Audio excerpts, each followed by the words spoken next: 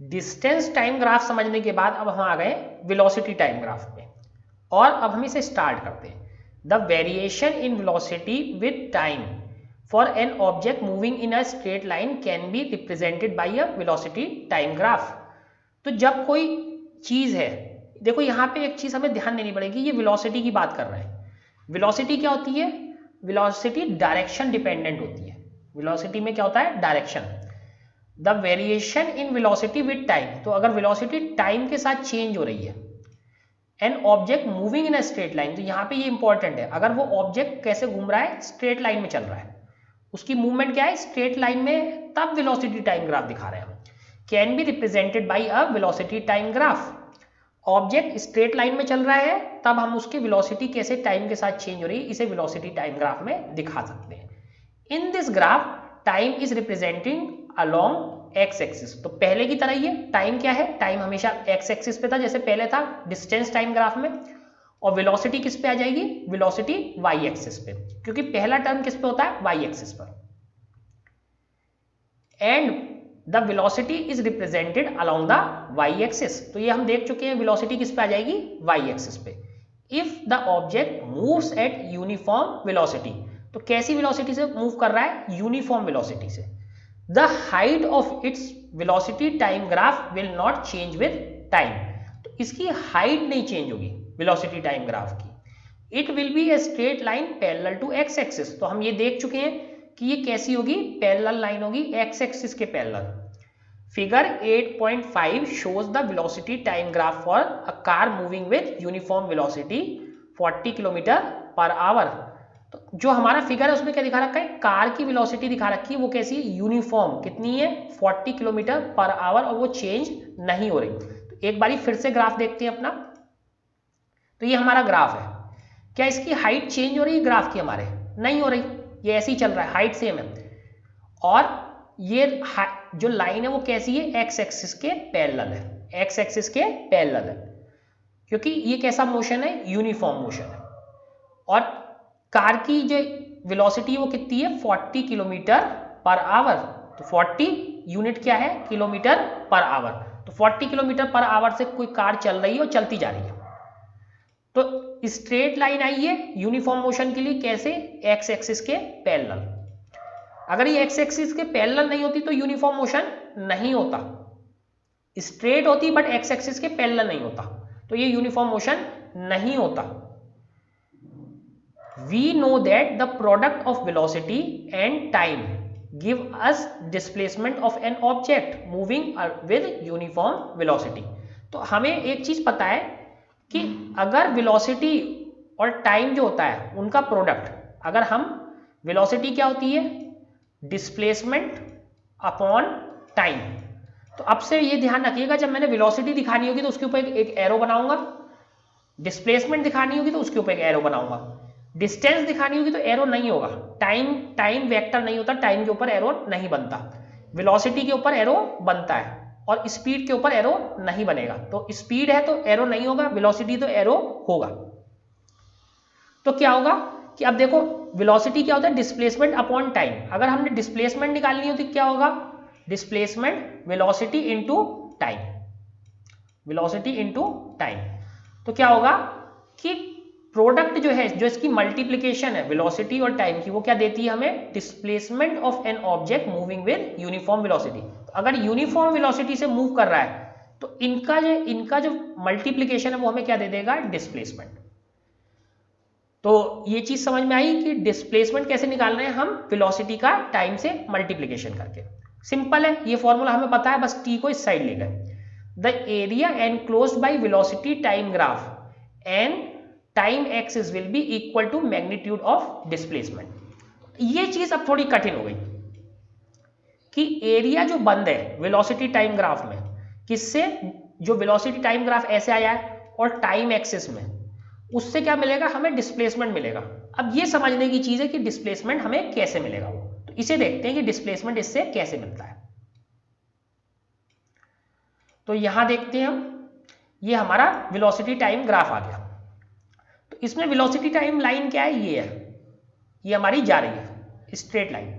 अब हमने ये देखना है कि कितने टाइम में उसने कितनी डिस्टेंस ट्रेवल करी। अब हमें डिस्टेंस चाहिए वेलोसिटी टाइम ग्राफ से। हम क्या करेंगे, मान लो हमने ये देखना है कि ये ए और बी है, इसमें उसने कितनी डिस्टेंस कवर करी ए और बी के बीच में। तो हम क्या करेंगे, हमें वेलोसिटी पता है, तो हम बी से क्या है एक लाइन खींचेंगे किसके पैरेलल, वाई एक्सिस के पैरेलल, वाई एक्सिस के पैरेलल जो एक्स एक्सिस पे कट करेगी, और ए से भी एक वाई एक्सिस के पैरेलल लाइन खींचेंगे जो यहां इस पे कट कर देगी। ठीक है, कट कर दिया। अब कट करने के बाद देखो यहां पे क्या है, इधर से हम क्या पढ़ेंगे T2, टाइम क्या होगा ये T2 बाद वाला टाइम, ठीक है, और ये क्या होगा पहले वाला टाइम T1। तो हमें क्या मिल गया, दो टाइम मिल गए, क्योंकि टाइम एक्सिस पे कट कर रही है तो यहां से एक टाइम मिला, यहां से दूसरा टाइम, तो हमें दो टाइम मिल गए। अब डिस्टेंस क्या होती है, डिस्टेंस जो है इस रेक्टेंगल का एरिया होती है, इस रेक्टेंगल का एरिया होती है। कैसे, देखो ये तो वेलोसिटी हो गई v, डिस्टेंस क्या थी हमारी वेलोसिटी, ये तो v हो गई v, और ये क्या हो गया हमारा टाइम t। तो इस रेक्टेंगल का एरिया क्या हो गया, वही हमारी क्या हो गई डिस्प्लेसमेंट या डिस्टेंस। अगर हम स्पीड लेंगे तो डिस्टेंस आ जाएगी, अगर हम वेलोसिटी लेंगे तो डिस्प्लेसमेंट आ जाएगी। ठीक है, कुछ डिफरेंस नहीं है, सेम फॉर्मूला है। अगर हम स्पीड ले लेंगे, स्पीड की टाइम से मल्टीप्लिकेशन करेंगे तो डिस्टेंस आएगी, वेलोसिटी की टाइम से मल्टीप्लाई करेंगे तो डिस्प्लेसमेंट आएगी। बस इतना सा डिफरेंस है, क्योंकि ये दोनों वेक्टर है, ये दोनों स्केलर है, सेम फॉर्मूला है, कोई फॉर्मूले में डिफरेंस नहीं है। तो इसका एरिया क्या होता है, रेक्टेंगल का एरिया क्या होता है, साइड ए इंटू साइड बी। ये वाली साइड कितनी है टी, ये वाली साइड कितनी है वी। तो ट्राइंगल का एरिया रेक्टेंगल का एरिया कितना हुआ, A is equal to V into T, और वी के ऊपर हमने दिखा दिया वेक्टर। ठीक है, तो ये एरिया क्या हुआ, वी इंटू टी क्या था हमारा डिस्प्लेसमेंट। तो ये एरिया किसके इक्वल हो गया, एरिया हमारा इक्वल हो गया डिस्प्लेसमेंट के, ए इज इक्वल टू डिस्प्लेसमेंट। तो इस एरिया से हमें क्या मिल गया डिस्प्लेसमेंट। अगर ये स्पीड होती तो क्या मिलता, डिस्टेंस ट्रेवल्ड। एक बारी फिर से देखते हैं इसे, फिर से देखते हैं। ये हमारा इसकी वेलोसिटी का ग्राफ है, ये स्ट्रेट लाइन जा रहा है। ठीक है, मेरी ड्राइंग थोड़ी सी खराब है क्योंकि मैं माउस से बनाता हूं। तो अब हमने देखना है कि ए और बी के बीच में इसने कितनी डिस्टेंस ट्रेवल करी। तो ए से हमने एक लाइन खींच दी वाई एक्सिस के पैरेलल, फिर बी से भी एक लाइन खींच दी वाई एक्सिस के पैरेलल। यहां टाइम क्या है T2, यहां टाइम कितना है T1, और ये कितनी थी v, ये कितना है v, और ये हो गया हमारा टाइम, ये हो गया हमारा time.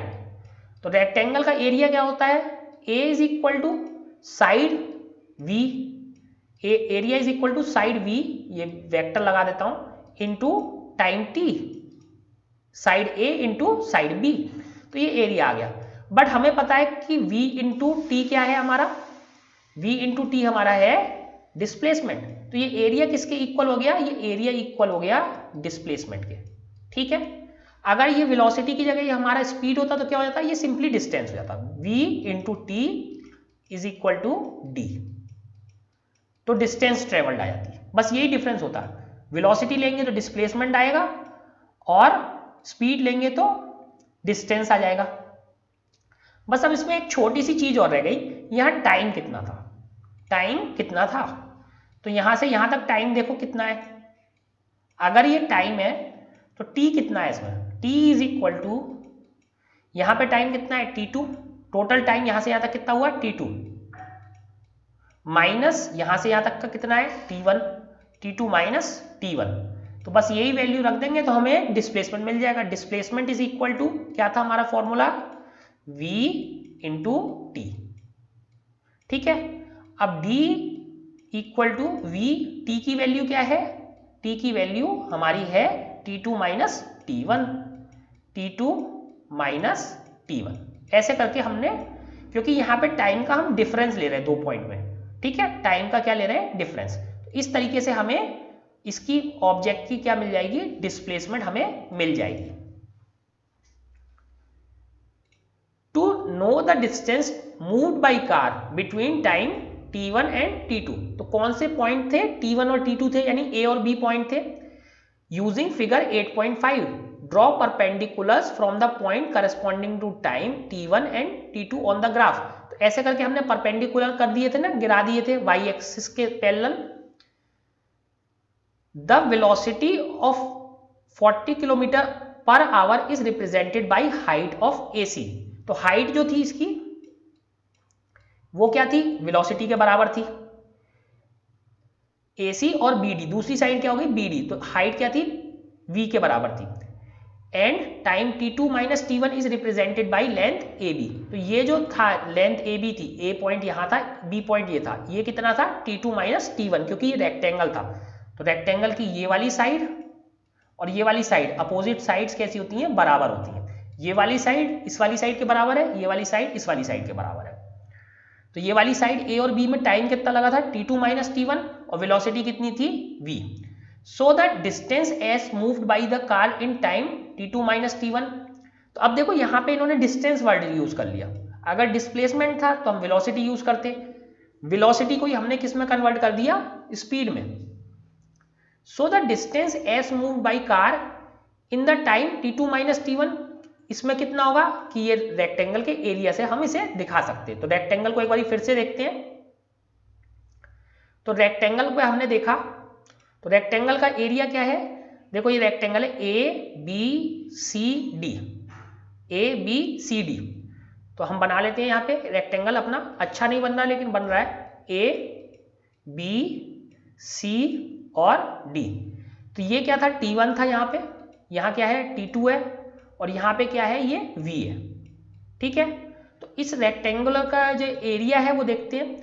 So the distance as move by the car time t2 minus t1, t2 minus t1 में कितनी डिस्टेंस उसने मूव करी कार ने, कैसे एक्सप्रेस करेंगे, डिस्टेंस ट्रेवल्ड इस रेक्टेंगल का एरिया AC यानी ये वाली हाइट इंटू CD ये, तो रेक्टेंगल का एरिया हो गया ना साइड इंटू दूसरी साइड, सो AC इंटू CD, ये कितनी है 40 किलोमीटर पर आवर।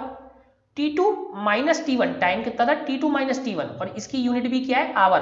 हमें ये चीज ध्यान देनी होती है कि ये वाली यूनिट और ये वाली यूनिट सेम हो तभी कैंसिल होगी। तो 40 kilometre per hour into t2 minus t1 और आवर का -1 और +1 क्या हो गए कैंसल। तो 40 into t2 minus t1 kilometre, 40 into t2 minus t1 kilometre, area of rectangle ABDC। तो ये किसके बराबर हो गया, जो इस रेक्टेंगल का एरिया है। तो ये डिस्टेंस ट्रेवल किसके बराबर हो गई, इस रेक्टेंगल के एरिया के बराबर।